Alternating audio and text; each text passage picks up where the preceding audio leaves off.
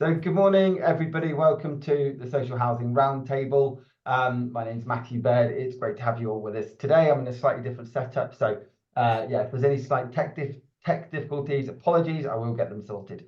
To those who don't know me, my name's Matthew Baird. I've been recruiting in the social housing space now for the last 11 years, but the Social Housing Roundtable now has been running for the last 3. And it's a place for people to come together and talk openly, authentically, and without fear really about anything and everything in the social housing space.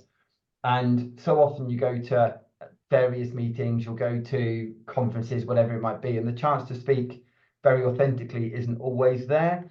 It can be a bit of a challenge for people. It can be sometimes a difficult place to come and chat and try and kind of go, actually, what is it that I can talk about without a worry about what other people might think or anything along those lines. And this is why the Social Housing Roundtable was set up. It's great to see more and more people joining the room all the time. But what I want to do is get the chance really to introduce our keynote speaker for today. So I'm going to turn off my sound on my share screen because nobody needs that. There we are.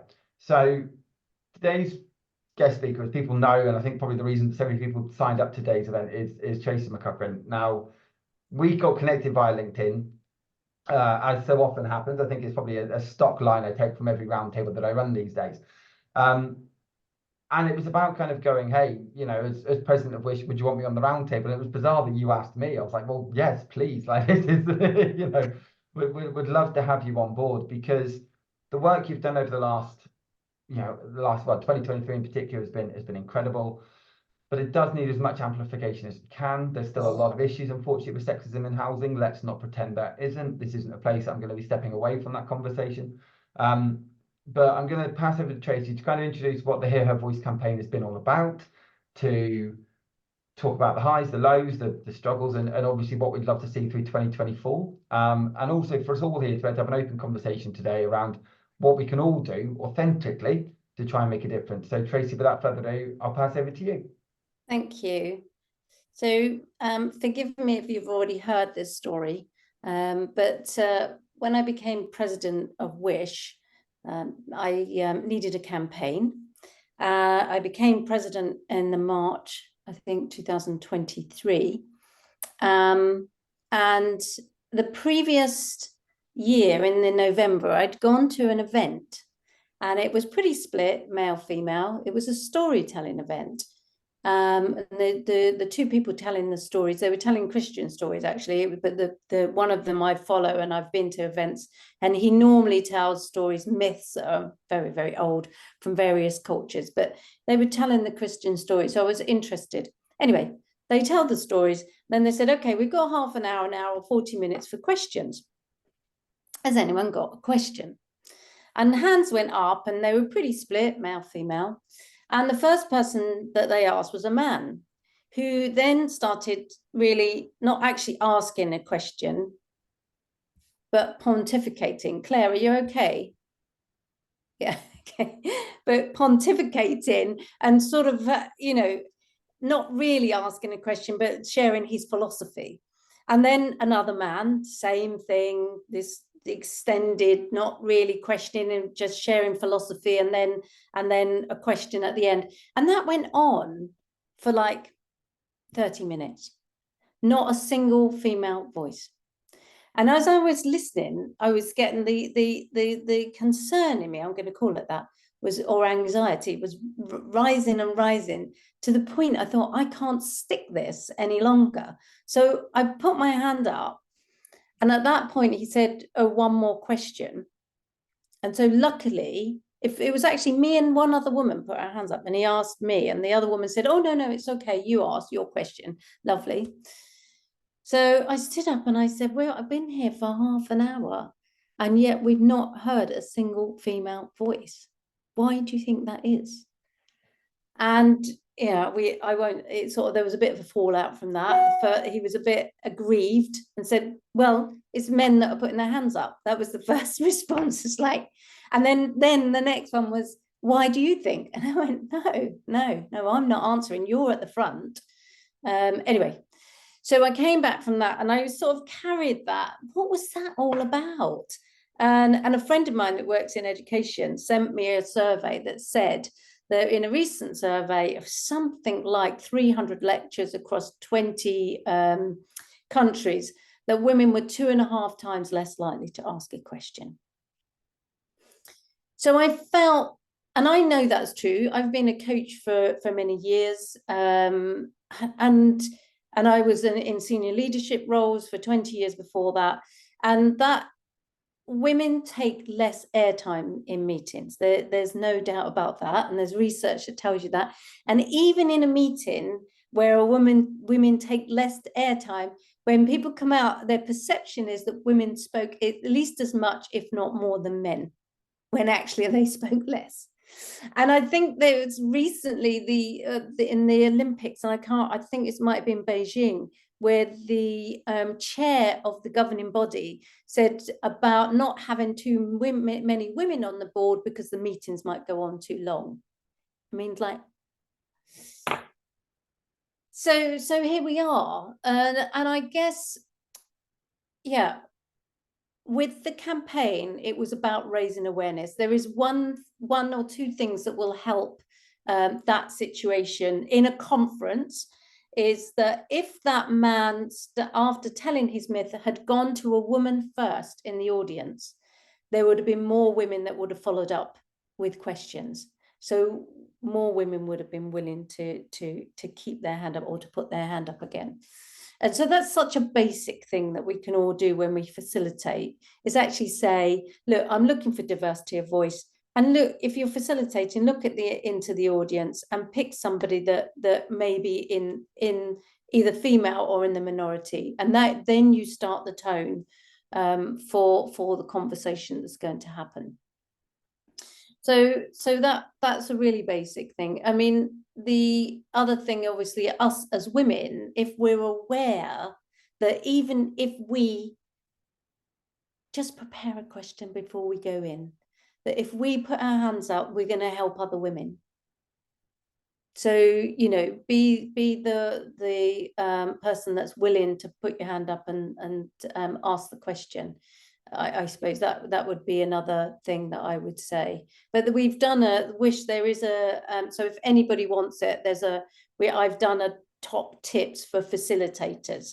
So I'd be more than happy if people ask. I've linked in with everybody that's signed up to this. So if you take my invite, you can ask me via LinkedIn or through Matt, and we can provide that facilitators guide to chairing or facilitating more inclusive meetings or events.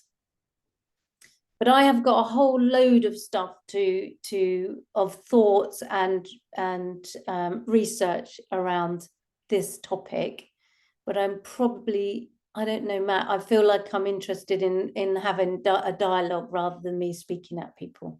That's absolutely fair, and I think it's really interesting. You know, I mean, I've obviously done a fair bit of, you know, public speaking. I've done a few at the conferences and things along those lines. It's finding that balance. What I find oddly on the roundtable, and I don't know whether or not there's a narrative there, that women seem far more comfortable being the first to raise their hand on a Zoom call than maybe in person. Like, I find that actually a lot of speakers we have on the roundtable are female, and probably far more than in comparative kind of conferences. And that's never been something that I've actively pursued, but I seem to have people coming, hey, look, can I come and talk on the roundtable? And then actually finding, a bit ironically, finding their voice and kind of going, great, well, now I'm more comfortable going and speaking on a public sector forum or whatever that might look like. Do you feel that there's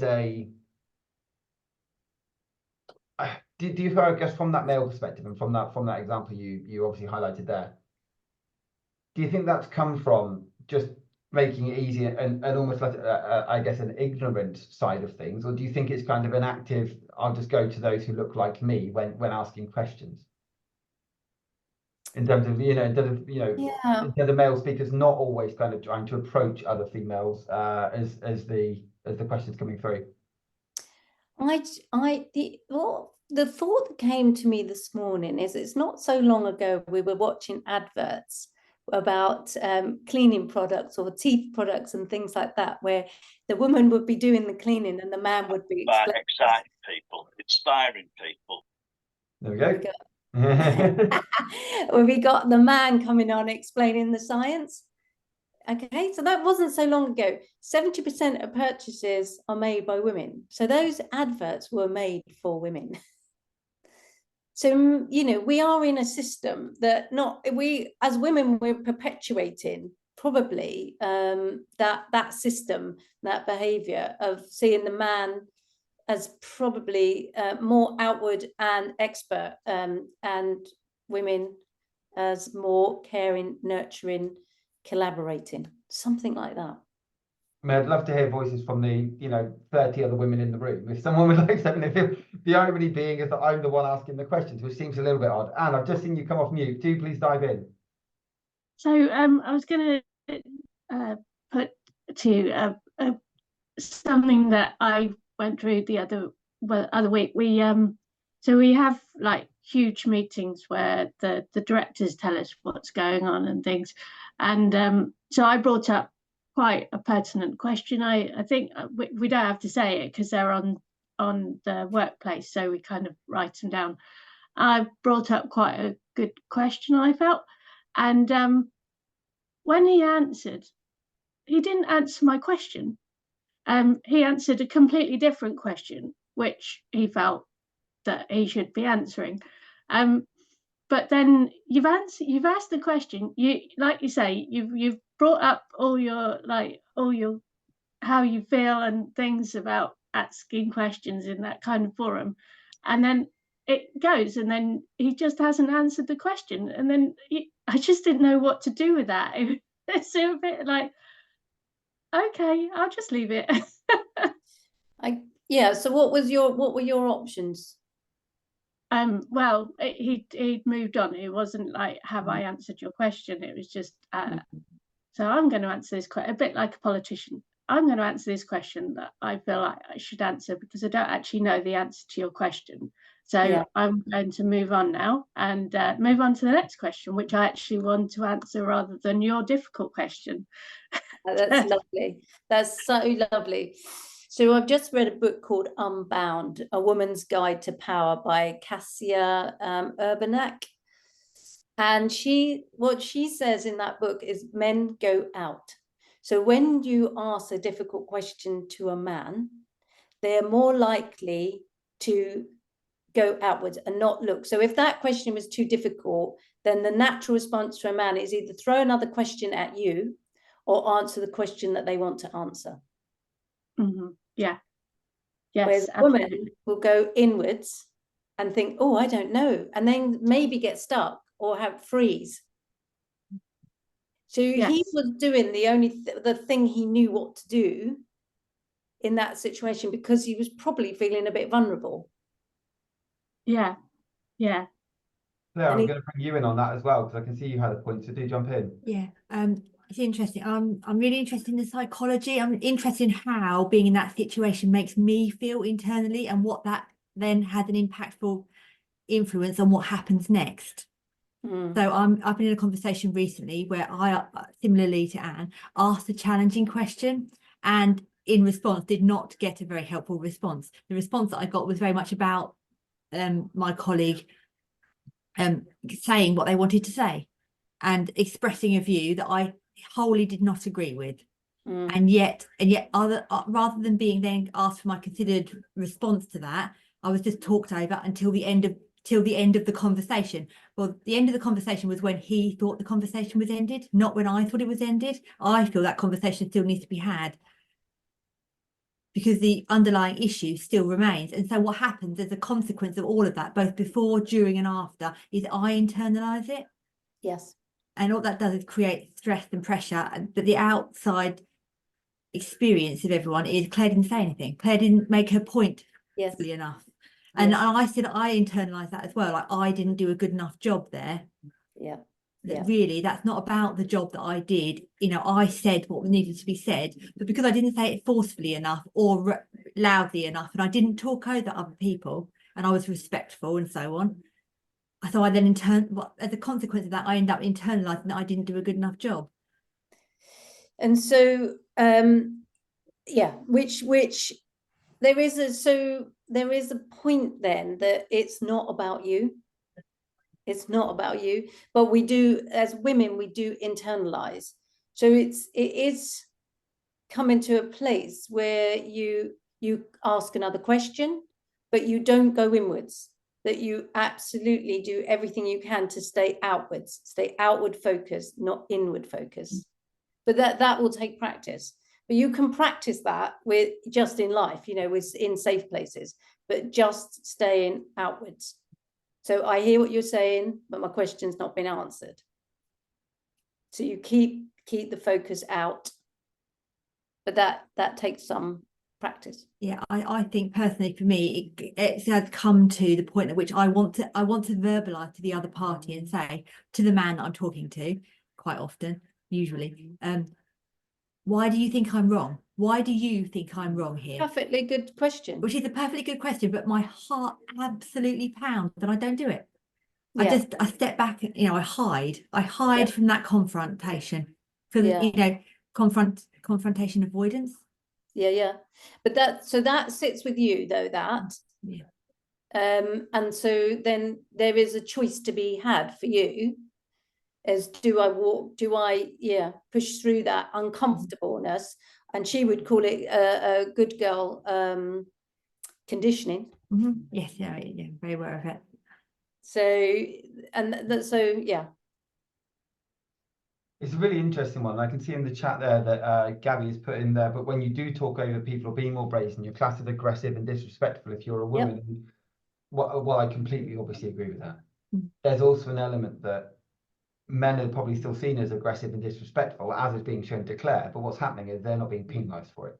Absolutely. It's still, they're not, it's not that you're being seen as disrespectful and they aren't, it's that they're being seen as disrespectful. It just doesn't matter as much. And it's a really difficult one. Actually, I think a lot of it comes down, it's great actually. And I will shout out, although videos aren't on, to the guys who have joined today's, you know, we have got some men in the room, because I ran a roundtable a while ago on equal opportunities in race.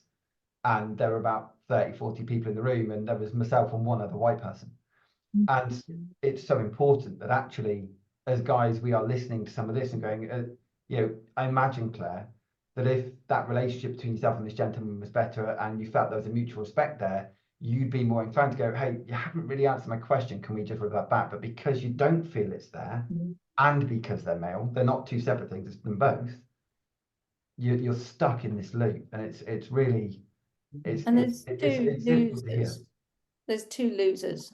You know, that's the thing, in that there's two losers. It's not one person hasn't won and the other person lost. They're both lost in that. 100%. Sorry, Claire, do come back on that one, and then I'll bring the other Claire in. Yeah, I was just thinking that that yes, that's true. And what happens, the consequence of that experience is that I'm left feeling that I didn't really put my point across properly, and that I didn't deliver what it was I was aiming to deliver. And also the thing hasn't changed. And so it goes around in a loop, kind of caught in an eternal loop of dissatisfaction with the situation and a failed resolution to the actual thing. And makes you less likely to ask again, even though your points are exactly why you've been hired in the first place. Yeah, it's interesting. Claire Patterson, I'm going to bring you. Sorry, Claire. Claire Patterson, I'm going to bring you in, and then we've got Michelle. But do please keep coming on this. Claire, over to you. I think you might be on mute. We can't hear you, Claire. I don't know if you're. Oh, hang on, got you now. Got you now. Yeah, that's it. I think it's just my a loose connection. Yeah, the whole point of, if we as women try and be a bit louder and talk over, we get you know, told that we're Hayley said controlling and bossy, absolutely, and those kind of things. I've been very lucky, I think, in my career in social housing, that I've never felt particularly uncomfortable with sort of that male-female issue. I've been very lucky, I know that. But recently in my personal life, I've been coming up against a real issue with a person who happens to be a white middle-aged man, and just isn't listening and having the same conversations over and over again. This isn't my husband, by the way, for anyone. I can see Nat looking. But he, you know, just not listening, and he just says the same thing over and over again, like literally over me. And I was feeling that it was me and it was my fault and I was doing something wrong and I was asking the questions the wrong way and all that sort of thing, and took a step back, did loads of kind of reading as I do, Googling and kind of looking for different takes on this. And what's helped me is realizing that it's actually a lack of confidence potentially, and now I see from him, rather than I was just like, he just is so confident and he thinks he's so right and he won't listen to anyone else because he thinks he's right. And now actually that I've seen other takes on it and I've looked again at these conversations, actually I think he's very uncomfortable in where he is. So he thinks he can't have an open dialogue because that would show him to be wrong. So he just keeps saying the thing over and over again. And I'm not saying that's the case with everybody who's loud and awkward, obstructive, but in case it's useful to anyone else, that has been really useful with this one particular person that I can see is not coming from where I thought he was coming from. So it's helped me calm down a little bit. Yeah. And in the end, though, I did have to just say to him, if you won't listen to me, who would you listen to? I asked him about 4 times because he just stood there nodding. And I was like, no, I'm asking, who would you listen to? I need a name. He gave me a name of one of his senior people in his organisation. And he said, I'd listen to them, who's also a man. And so I said, right, I'll go to them. And I've had to speak to them. And they speak in not ideal. But in the end, I wasn't going to get anywhere. And for my own preservation, I had to just sort of say, well, who will you listen to? Whether it will resolve this situation is yet to be seen.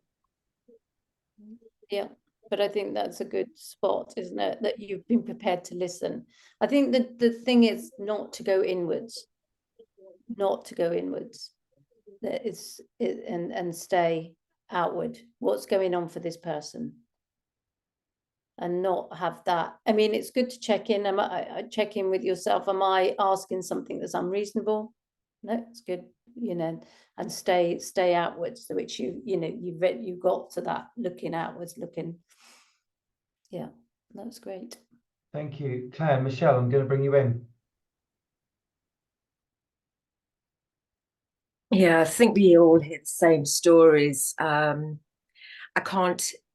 don't know a single woman that in their history have not been knocked down for a question that they've asked or had that confidence taken away from them, which then it takes a while to build that back up. And, I do think that, Tracey, your campaign is making a shift, but it's been a long time coming. And so it's not going to happen overnight, but it's by having the support from other women and having that confidence is how we can break this kind of barrier. And it just resonates so much that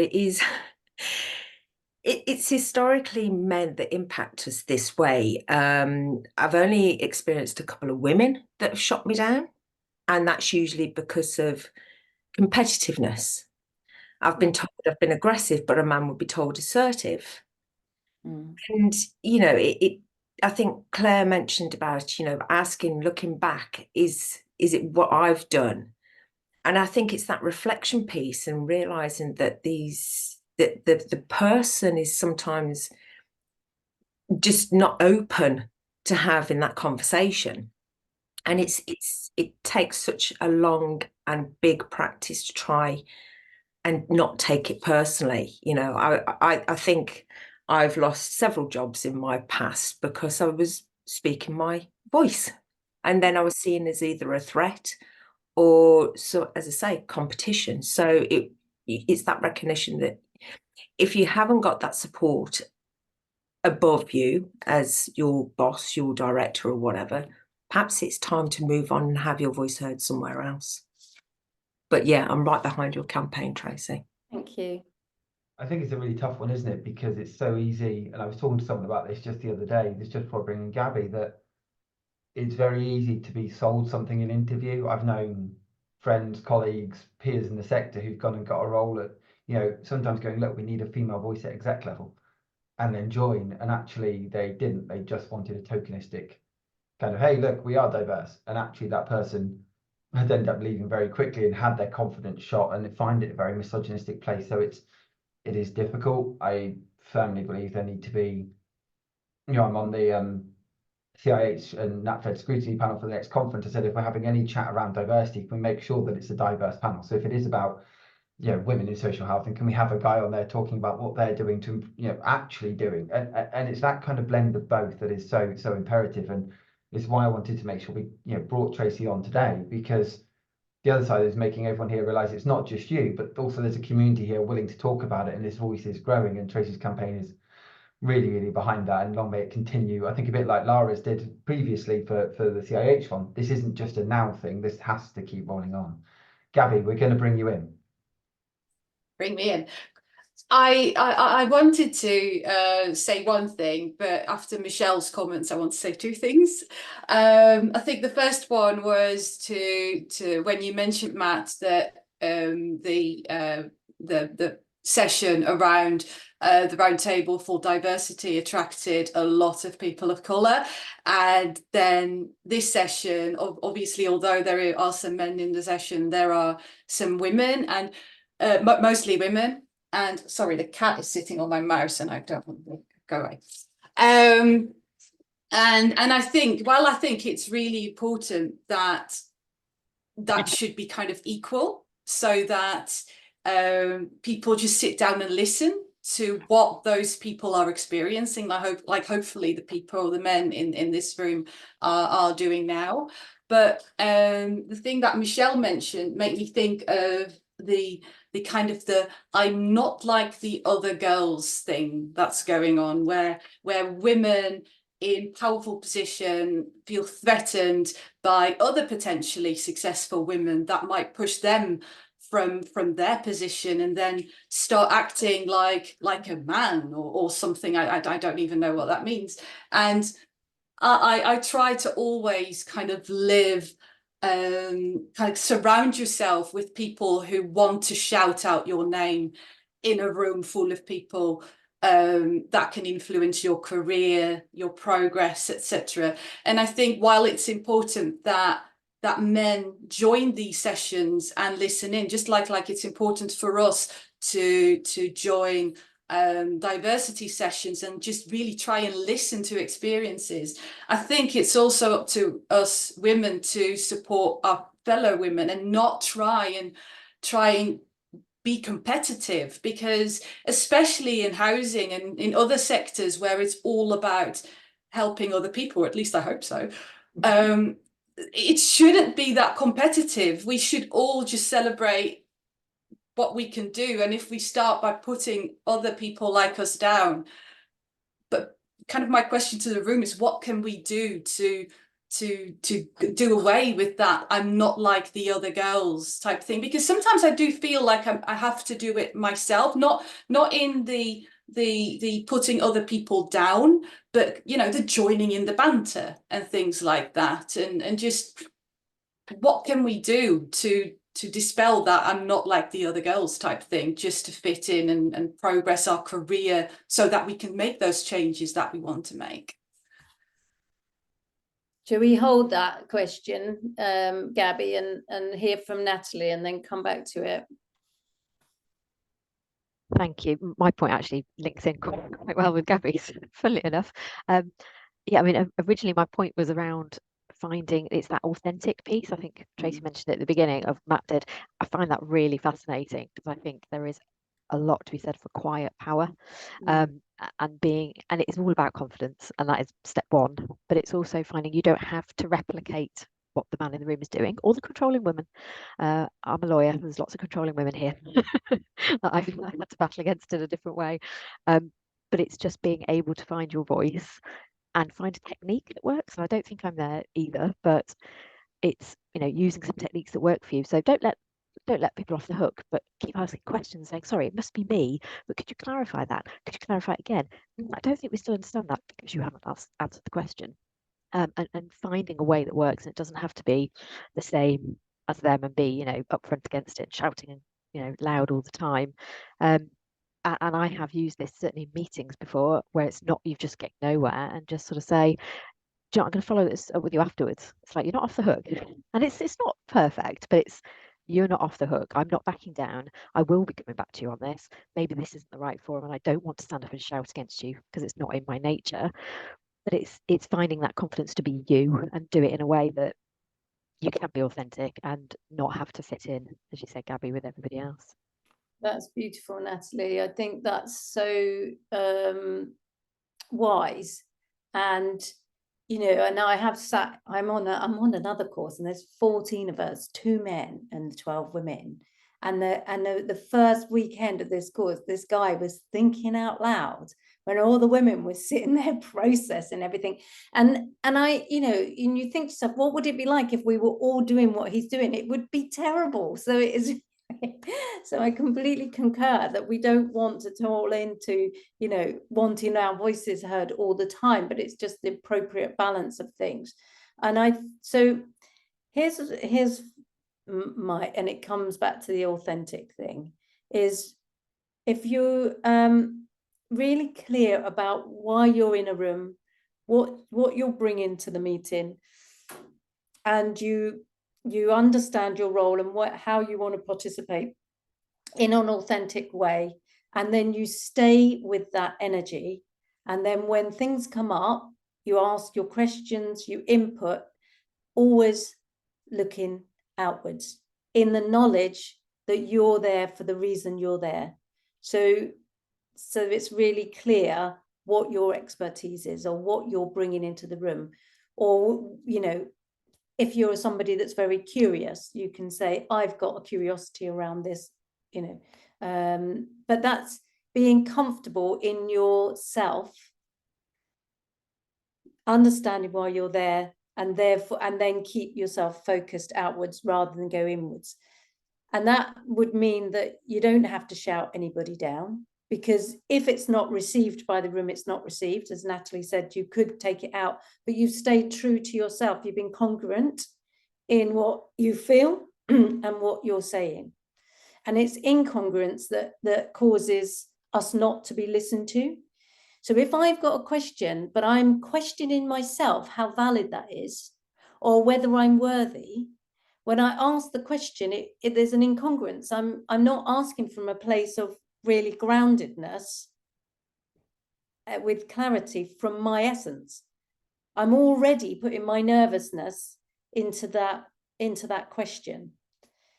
So I think that's what I would say about it. And so I would, you know, and then thinking about men in the room, because we've got men in this room, it's just, you know, tuning in and listening. It's a, you know, one leadership, I teach train leadership skills.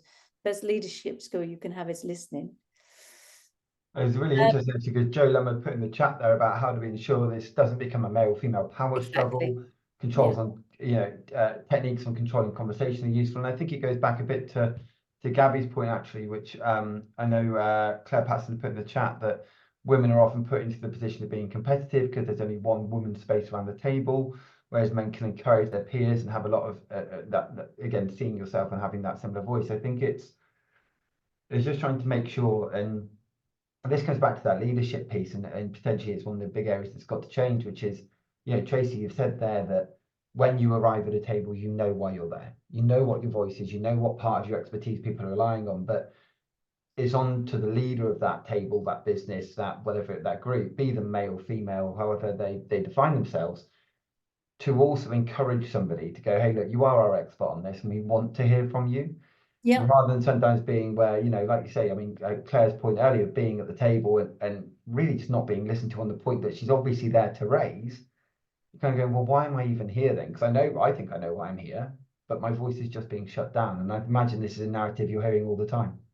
And then it's to call that out, to say that this is why I think I'm here. This is why I think I'm in the room. This is my knowledge. Is it something you want from me? Is it something, you know, that is this the reason you've asked me to be here? Because I'll do, you know, I'll show up with that intention.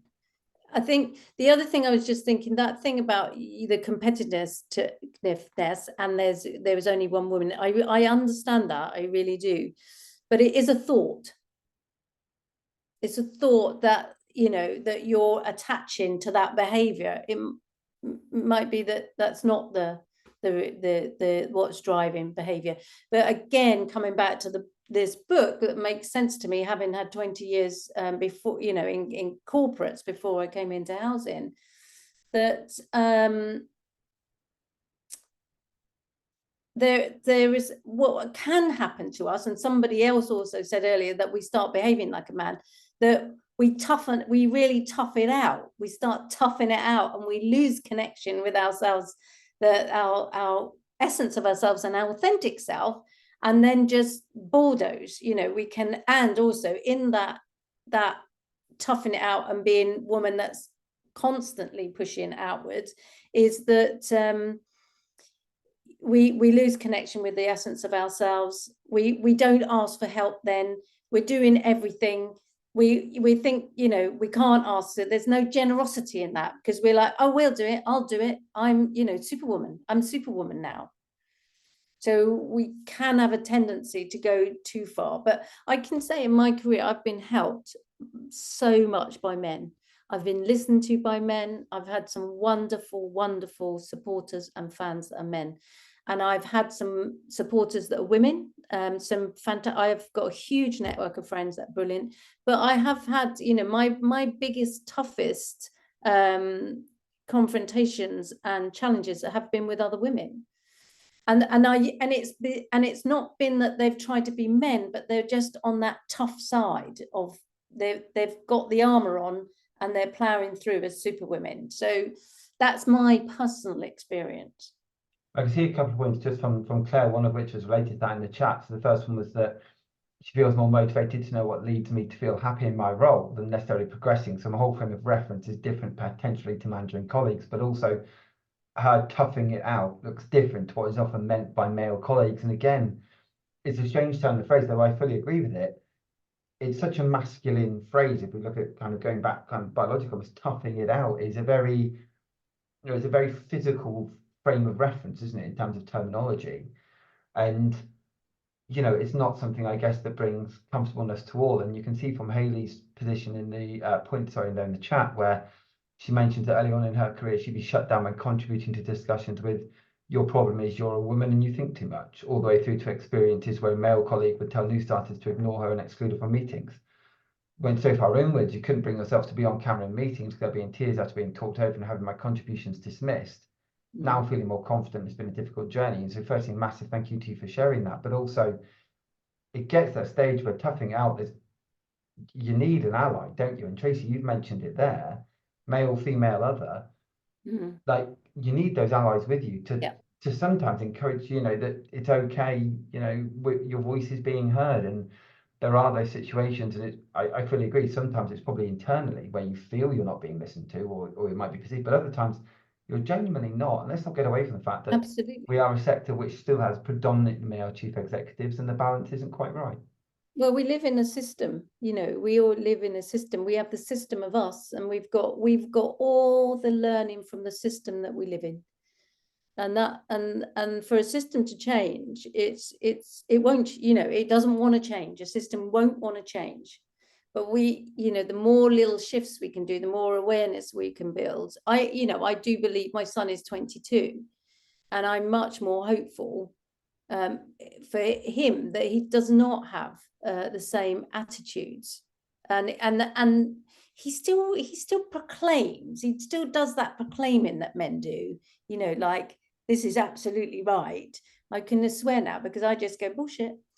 And he goes, sometimes he'll argue his case and he'll be right, but more often than not, there's fair point, you know. So, and I'm going to bring you in. Thank you for raising your hand again. You're still on mute. So I just wanted to bring in about so I feel like we're making waves. I mean, in my area, because I'm in the stock investment side, I am the only woman at my level in the department, and every other woman in the department is admin. So I I'm trying to make waves. I'm pushing myself up. I'm pulling myself up by as far as I can in where I want to be. And I don't want to move. I don't want to move to customer services. I don't want to move to a softer area. I'm happy where I am. So I'm going to push myself up, despite the men just not thinking of me as part of where I should be, where I feel I should be, and I'm going to get there. But where I'm coming from is I have two children, two girls, and every day I keep on pushing them up and saying, you can do it. Like, even my husband would say, we used to say to my daughter, you know, oh, you'll need a husband who's got a good job so that you can get everything you want. I said, no, she can do it herself. She's going to get a good job. She is going to earn the money. And this is where I'm just trying to push the next generation up, make them feel like they can do it themselves. They can do it. And I think that's really important too. Yeah, that's really great. I think the thing is, we're very concerned with our environment, and we have this lovely ego thing that we need to develop, but we second guess everything, and I guess I grew up I'm a 5'2" woman, and coming from a very, very poor background. Wasn't very, was very disruptive at school, left, didn't get any qualifications until I was in my 40s. So I have all these thoughts I have of myself, that labels I've picked up, because the system tells me that small women don't do leadership, whatever it is, the system tells me. But I have to say that I understand what the things go on out there, and I understand that the women's voice aren't heard, and I was cross in that event. That was that, but I have the freedom to not let it impact me. I have the freedom to say, that is a thought that sits out there.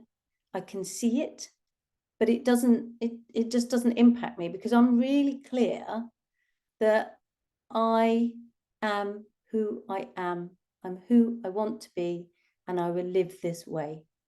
And with love in my heart, most importantly for myself, but then for others. And in that space, I get cross, I get frustrated, but I don't let it take my energy or diminish my own voice. It's really powerful, and it's that balance between exactly what you've mentioned there. As long as no one else of a male, female, gender, whoever it is, might be blocking you because you're female, and this is where this point of allyship and what you're trying to do is amazing. And you can see that Claire's put in the chat there that I love that you mentioned how harmful it can be to try and be superwoman. Society congratulates women on doing it all instead of encouraging us to have a balanced life. End of the day, you'd be a phenomenal career woman, but that means you're an awful mother or a poor wife or whatever it might be. And even if you go back to the idea of a 40-hour working week, it was so that men went to work and women could have children, and now that balance isn't there. So it's a real struggle. And like I say, I just hope that conversations like this can continue so that we can get that better equal narrative and respect for each other, because if we do, then Tracey's point there of going, actually, if I go into a room and I'm me, then that means you can succeed because of who you are, rather than having someone blocking you for nothing other than a gender characteristic. Claire, I'm going to bring you in. Sorry, Yeah. Tracey. I was beyond that, we'll get better outcomes. I mean, all I care about, if I work in a sector of houses, is that we get better outcomes. I stay true to myself, and the outcome's better. And there's not the wasted energy. I'd like, if I had a magic wand, it would be to get rid of all the crap that wastes all our energy.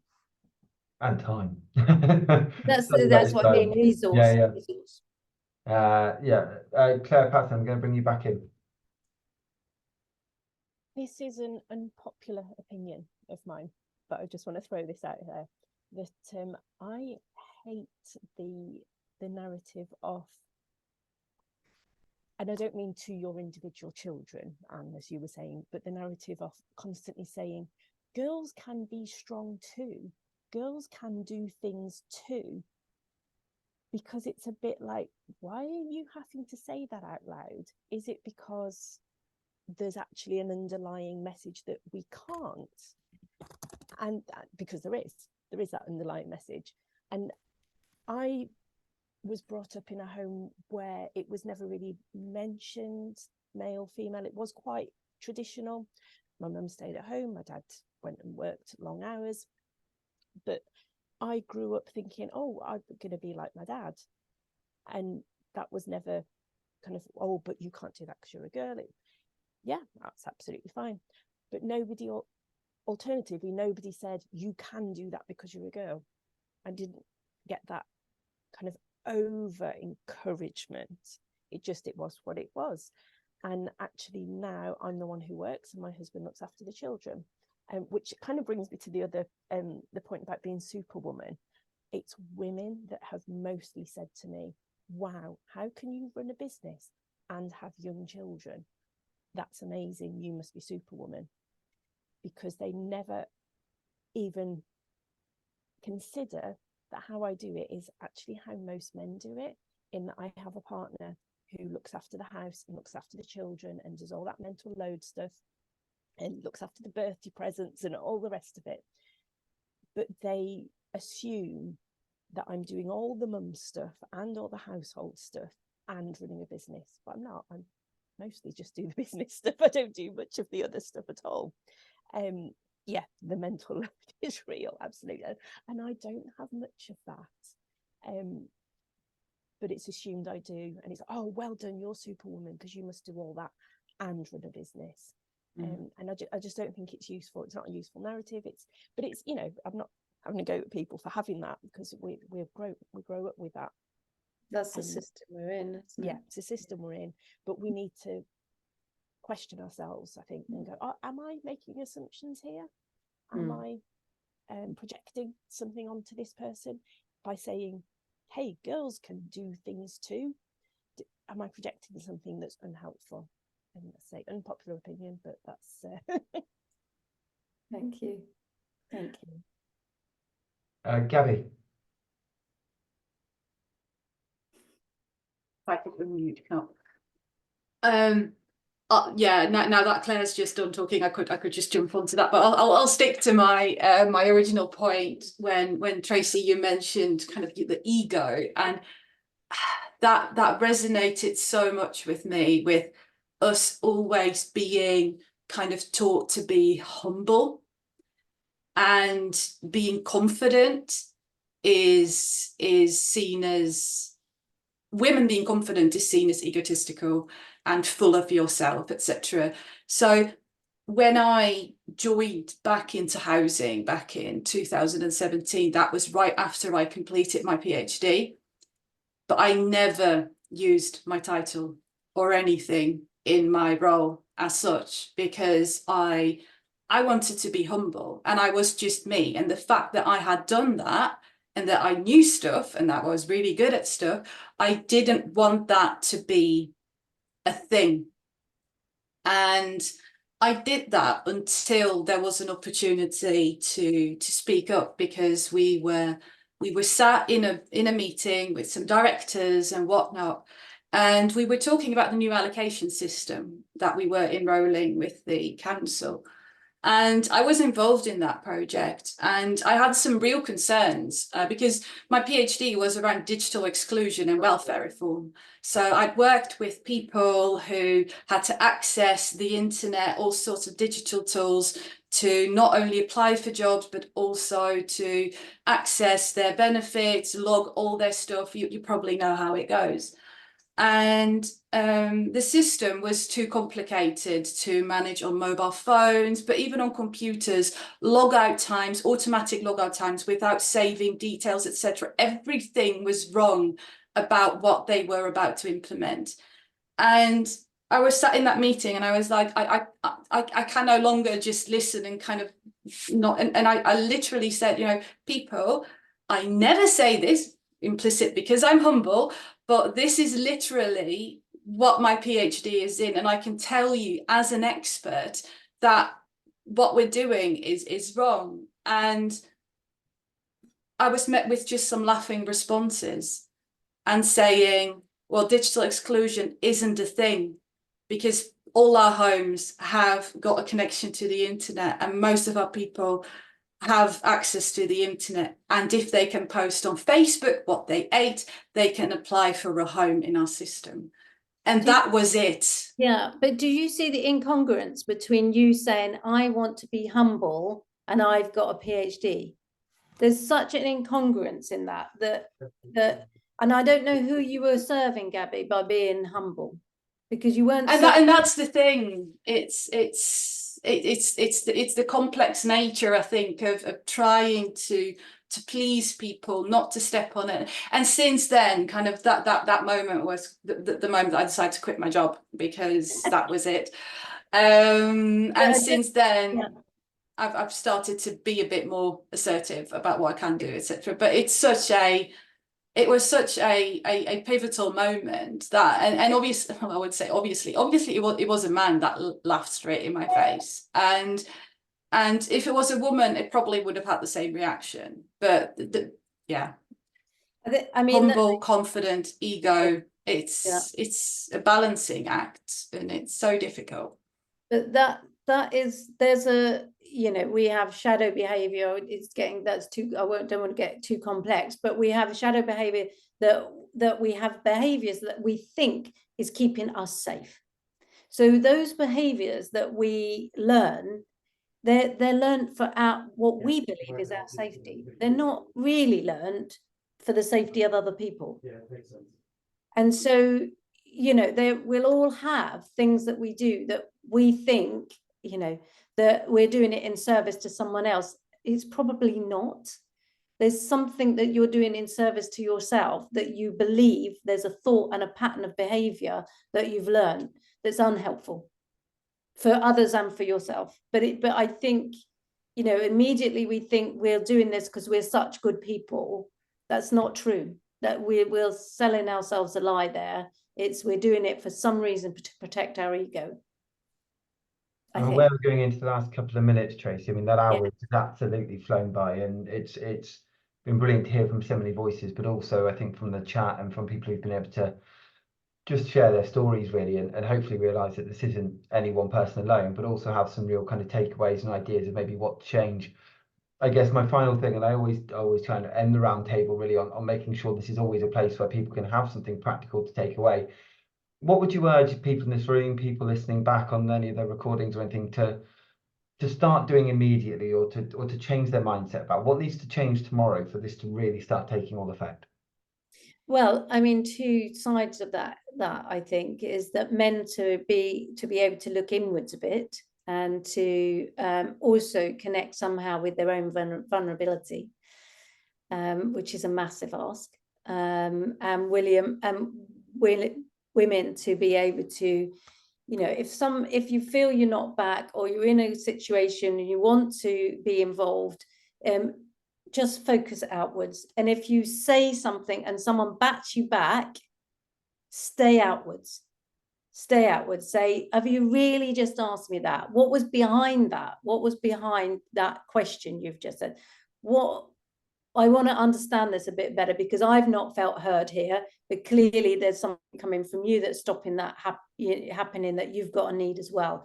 Keep it focused out. I am interested in some people if everyone could put in the chat, the only thing that makes us shift is when this logical brain, quite often we can all sit here and we can have a lovely debate and it all makes perfect sense to us, but it's not landing in here. And therefore there'll be no shift. All the time, we just logic. So all the men that are in here with us, all the time it makes sense to you at a logical level. Yeah, I get it. But it's not a felt experience. It's not really landed. Then nothing will change. It's just a thought. So I'd be quite interested just for people to put in the chat, has anything really landed? If you've got any insight from this that's really somehow landed heart, mind, place. While everybody's doing that, I will be saying the recordings for this, if people want to listen back or to reflect, which I think is also an area that potentially men aren't quite as good at giving is maybe that time for people to reflect on an answer before giving an answer. Somebody put it in the chat earlier, which was really, really interesting. Kind of going, hey, well, we speak quickly, so here's my thought and here it is, and not always giving time. Next week, Rebecca White, who I don't know if you've come across your own place, she's coming on to talk about sometimes our registered providers are skipping tenants based on their affordability, and doing some amazing work at actually helping shift that affordability level so that more people can get support who need it. I won't name people in terms of who's saying what in terms of what their takeaways are, but staying external rather than internal is the first point that's come up in the chat there, Tracey. So it's great to see that that's landed, and do please feel free to keep sharing. But just while people are writing their points, I just want to say a big thank you to Tracey and to everyone who's come on today to share, to deliver their experiences, and to be very honest and authentic, because I feel we've had a very honest and authentic chat today, Tracey. I'm sure you agree. And what the other thing I'd say is, obviously I'm here as president of Wish. I've never ever been to a Wish event where I don't leave more energized than when I arrived. So I can't recommend highly enough for you to get along to Wish events or any female events. They have a completely different energy. They're just beautiful, and men can come along too. But honestly, build your network. Get people around you that are that you can have these conversations with, and we will change things together. Absolutely amazing. Thank you, Tracey. Thank you, everyone who's putting fantastic comments in the chat. I'll make sure they get shared around afterwards as well. But for now, I'll bring today's roundtable to a close, and no doubt see you all at a future event. Thank you, everybody, and thank you, Tracey. Thank you.